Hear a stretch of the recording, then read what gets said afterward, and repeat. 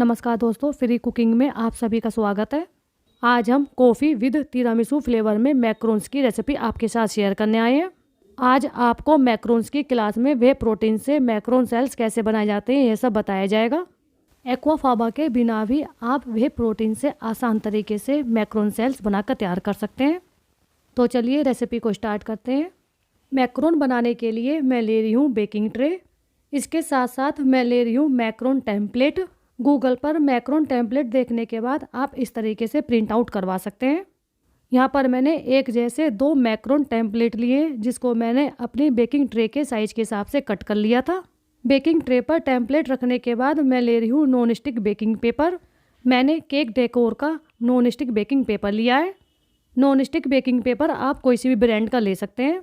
Tray के size का baking paper लगाने के बाद मैं इसके चारों तरफ लगा रही हूँ पेपर क्लिप। मैक्रोन सेल्स बनाते समय हमारा बेकिंग पेपर हिले नहीं। मैक्रोन सेल्स बनाने के लिए आप सिलपैट या फिर मैक्रोन सिलिकॉन शीट ले सकते हैं, लेकिन शीट के ऊपर मैक्रोन की बेकिंग अच्छे से नहीं होती है। अक्सर मैक्रोन बेकिंग हो जाने के बाद शीट पर चिपके रहते हैं, उतरते नहीं है। अलग करने पर मैक्रोन सेल्स का जो मिक्सचर होता है वह शीट के ऊपर आ जाता है। नॉन स्टिक बेकिंग पेपर के ऊपर मैक्रोन्स की बेकिंग करने से मैक्रोन सेल्स बिल्कुल भी नहीं चिपकते हैं। मैक्रोन सेल्स बनाने से पहले आपको अपनी बेकिंग ट्रे को रेडी करके रखना है। मैं ले रही हूँ होममेड बेसिक मैक्रोन प्रीमिक्स। अलग अलग फ्लेवर में बने होममेड मैक्रोन प्रीमिक्स का लिंक मैंने डिस्क्रिप्शन बॉक्स में डाल दिया है। इसके बाद मैं ले रही हूँ कैस्टर शुगर। कैस्टर शुगर आप कोई सी भी ब्रांड की ले सकते हैं।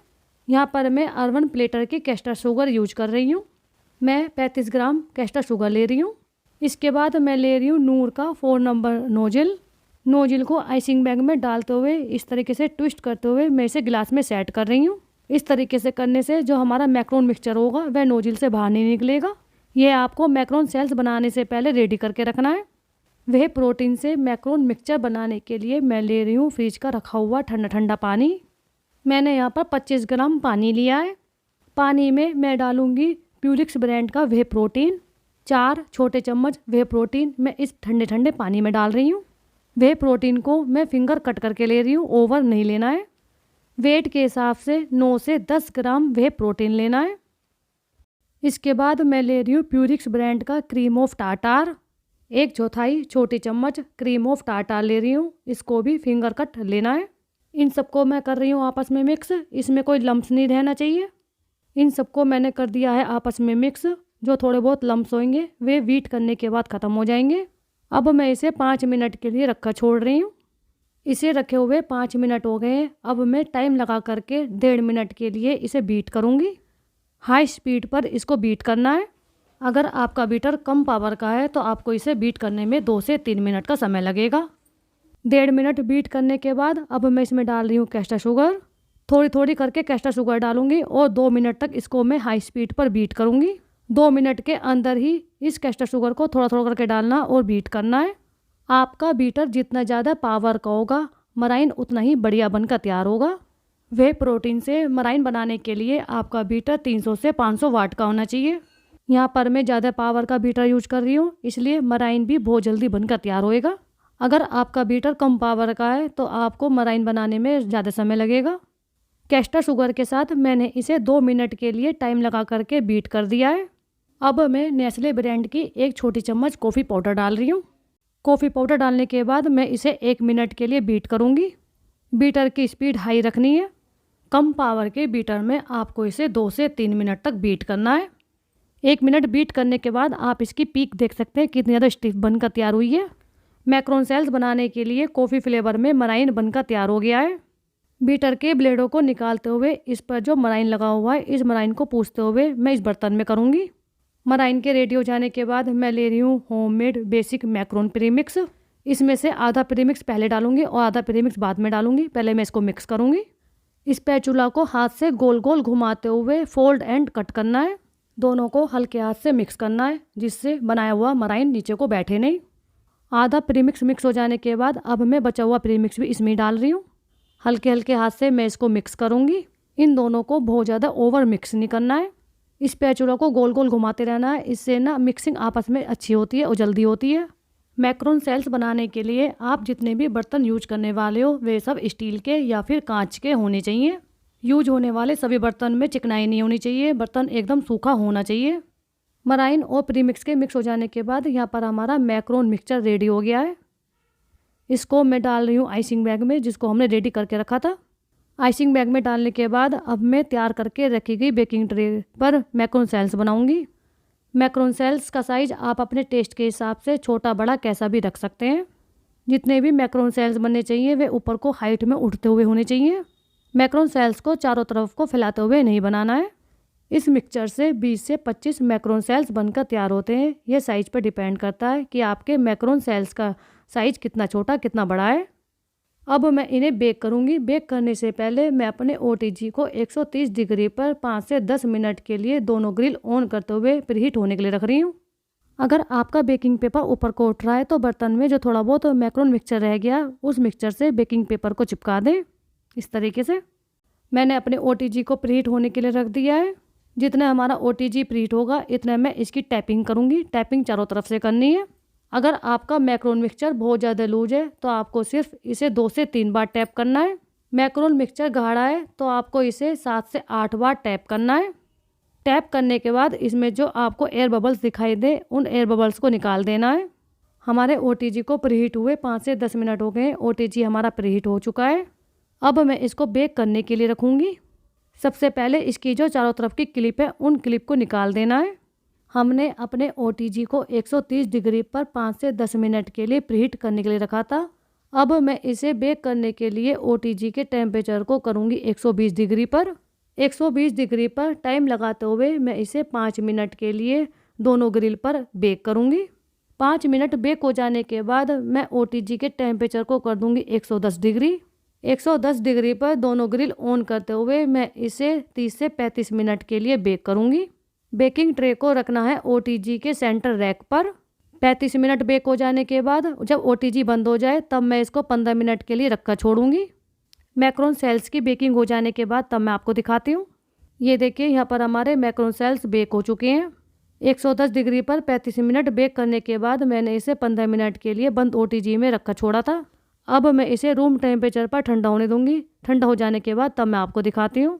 ये देखिए थोड़ी देर में ही हमारे मैक्रोन सेल्स रूम टेम्परेचर पर आ गए हैं। आप इसका बॉटम देख सकते हैं।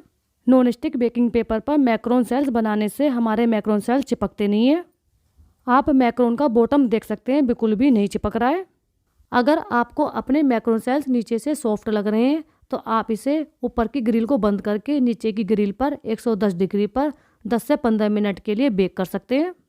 मैक्रोन सेल्स के बन जाने के बाद आप इन्हें एयरटाइट कंटेनर में करके 3 महीने तक आसानी से स्टोर करके रख सकते हैं।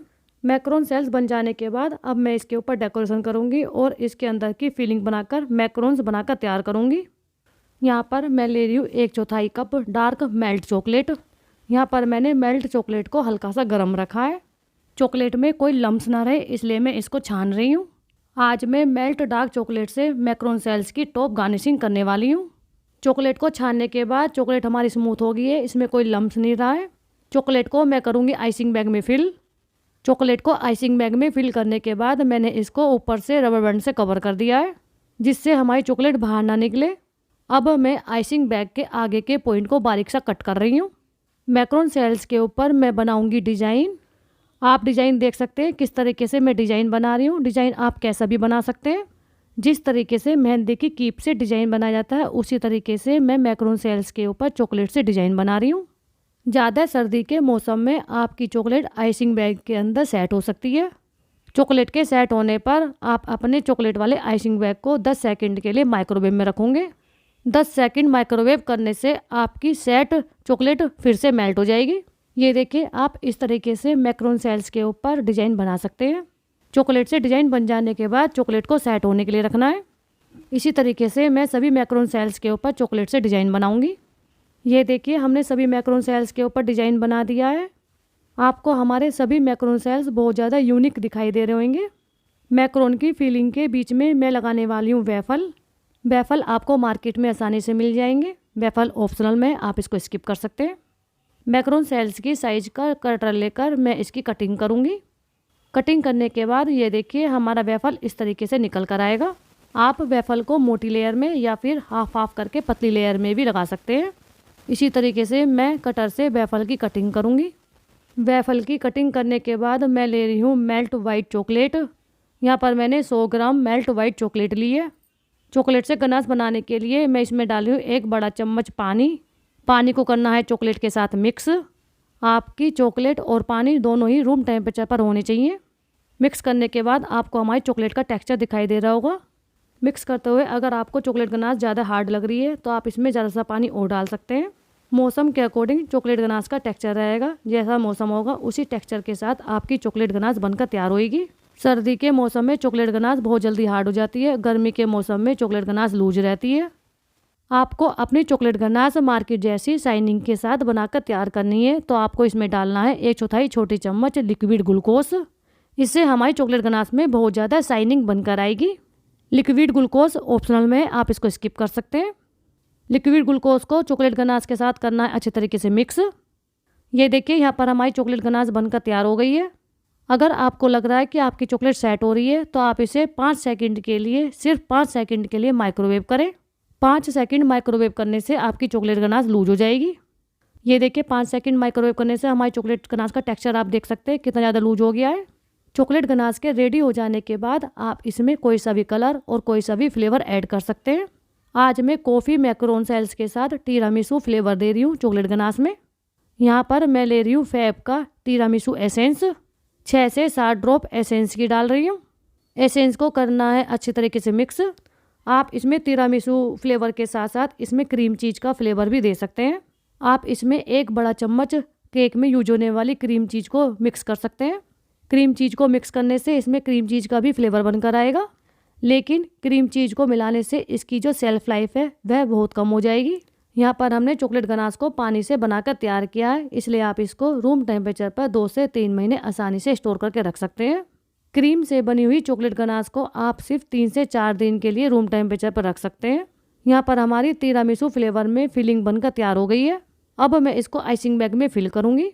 ये देखिए हमने फिलिंग को आइसिंग बैग में फिल कर दिया और हमारे वेफल भी कट हो चुके हैं। आइसिंग बैग के आगे के पॉइंट को मैं कर रही हूँ कट। मैक्रोन सेल्स की बैक साइड पर लगानी है फिलिंग आप कम ज़्यादा कितनी भी कर सकते हैं। फिलिंग की आप शाइनिंग देख सकते हैं कितनी ज़्यादा शाइनिंग मार रही है। इसके ऊपर मैं रख रही हूँ वेफल का पीसीज। वेफल का पीस रखने के बाद अब मैं दूसरे वाले मैक्रोन सेल्स के ऊपर भी फिलिंग लगा रही हूँ। फिलिंग लगा करके मैं इसे वेफल के ऊपर रखूँगी इस तरीके से। ये देखिए यहाँ पर हमारा वेफल मैक्रोन्स बनकर तैयार हो गया है। वेफल ऑप्शनल में, आप इसको स्किप कर सकते हैं। आप वेफल को मोटी लेयर में लगा करके पतली पतली लेयर में भी लगा सकते हैं। मैं फिर से मैक्रोन सेल्स पर लगा रही हूँ फिलिंग के ऊपर मैं रख रही हूँ पतली लेयर में वेफल। ये देखिए आप दोनों तरीके से हाइट वाले मैक्रोन्स बनाकर तैयार कर सकते हैं। इसी तरीके से मैं और सभी मैक्रोन्स बनाकर तैयार करूँगी। यहाँ पर हमने अपने मैक्रोन्स की सुंदर सी प्लेटिंग कर दी है। आप हमारे मैक्रोन्स देख सकते हैं कितने ज़्यादा यूनिक स्टाइल में बनकर तैयार हुए हैं। अगर आपको वे प्रोटीन से बने कॉफ़ी तिरामिसू मैक्रोन की रेसिपी पसंद आई है तो प्लीज़ इस रेसिपी की वीडियो को लाइक कीजिए, शेयर कीजिए और हमारे चैनल को सब्सक्राइब करना ना भूलिए। मैक्रोन्स की रेसिपी को देखने के लिए आपका बहुत बहुत धन्यवाद। मैक्रोन्स की क्लास में आने वाली अगली न्यू फ्लेवर से बनी मैक्रोन्स की रेसिपी हम आपके साथ जल्दी ही शेयर करने वाले हैं। ओके दोस्तों, फिर मिलेंगे। बाय बाय।